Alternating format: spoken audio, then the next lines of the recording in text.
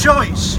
It's a concept ably demonstrated by Clint Eastwood as Harry Callahan in Dirty Harry, as he stands over a criminal who's thinking about reaching for the rifle. This is what he says. I know what you're thinking. Did he fire 6 shots or only 5? But to tell you the truth, in all this excitement, I kinda lost track myself. But being that this is a 44 Magnum, the most powerful handgun in the world and will blow your head clean off, do you feel lucky? Well, do you, Punch? What do you get if you put the letter C bang in the middle of the word choice? So, a poem about freedom of choice and that it's not all it's cracked up to be. This is called The Brain Freeze of Choice, Gelbert's Ice Cream.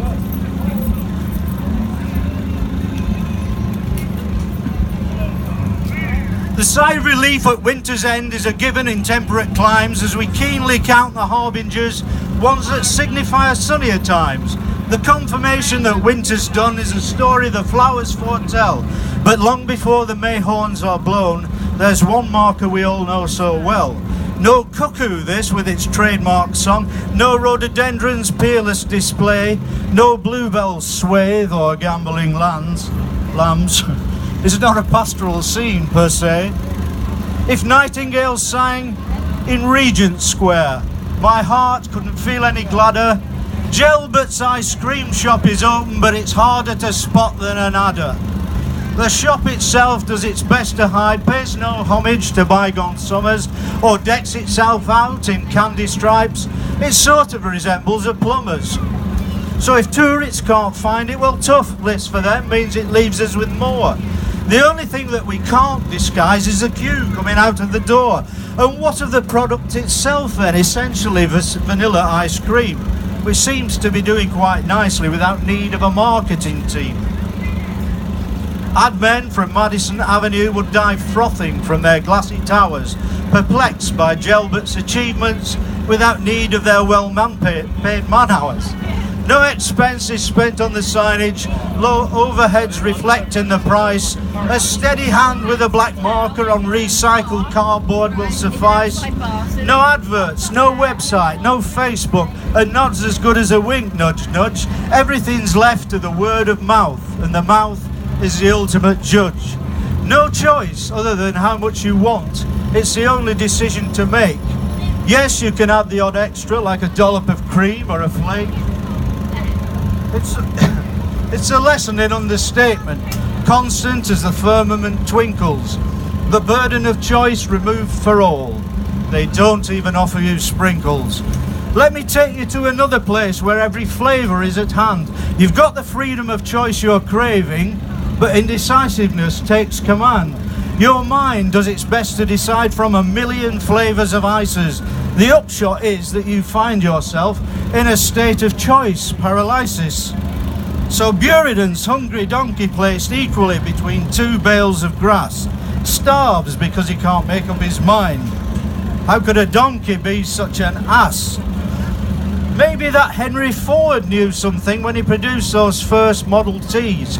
Any colour as long as it's black. The world's not ready for novelties. So when at last you've made up your mind and chosen the chocolate brownie, the doubts creep in about mint chopped chip or the orange and mascarpone, then you get a lick off someone else and wish that was the one you'd chosen. So conceal, don't feel, don't let them know. Let it go, like Elsa in Frozen. You're feeling slightly disappointed as you gaze at someone's eaten mess. How could provision of so much choice leave you feeling in need of redress? You were given a choice and you blew it. To pick the best was clearly your aim.